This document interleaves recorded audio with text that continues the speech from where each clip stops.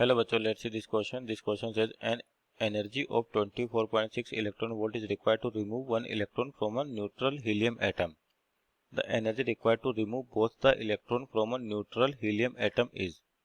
तो देखिए यहाँ पर आपके पास इलेक्ट्रॉन को बाहर निकालना हीलियम आइटम दे रखा है आपके लिए। तो सबसे पहले की कॉन्सेप्ट लिखते हैं यहाँ पर।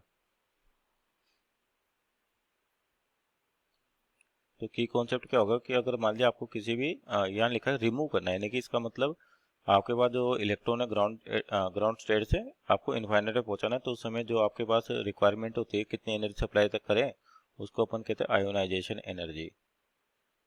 तो यहाँ पर की कॉन्सेप्ट क्या हो जाएगा, आयोनाइजेशन एनर्जी। तो यहाँ पे आपके पास क्या दे रखा है, हीलियम एटम है। तो किस तरह से एक्साइटेड होता है कि आपके पास जिस तरह से एटॉमिक स्ट्रक्चर में एनर्जी लेवल डिफाइंड होती है आपके पास इस तरीके से n = 1, n = 2, n = 3 up to n = infinite तक। तो n = 1 तो होता है आपका ground state, n = 2 first excited state, n = 3 second excited state, इस तरीके से अप टू इनफाइनाइट तक। और आपको हीलियम एटम दे रखा है।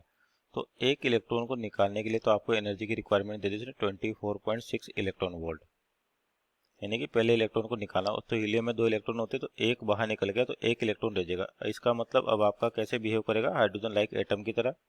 जो आपका हीलियम है वो कैसे बिहेव करेगा, हाइड्रोजन लाइक एटम। तो हाइड्रोजन लाइक एटम को फ्री करने के लिए आपके पास जो एनर्जी की रिक्वायरमेंट होती है उसका क्या फॉर्मूला होता है, ये होता है -13.6 Z² बाई एन स्क्वायर। तो एन का मतलब ग्राउंड स्टेट होता है आपके पास, यहाँ से कहाँ भेजना है इसको, इन्फाइनाइट पे भेजना है ताकि ये इलेक्ट्रॉन रिमूव हो जाए आपके पास।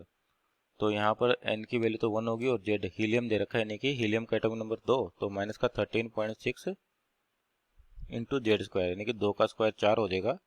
तो हो जाएगा 54.4 इलेक्ट्रॉन वोल्ट।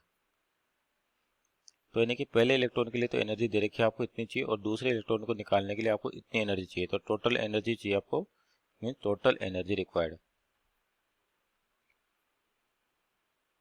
तो जो टोटल एनर्जी हो जाएगी आपका, दोनों को एडअप करते हैं अपन, 54.4 प्लस 24.6 तो ये आएगा आपके पास 79 electron volt. So our final answer is 79 electron volt. और ऑप्शन देखें तो option number D is our right answer. Hope you understood well. Best of luck.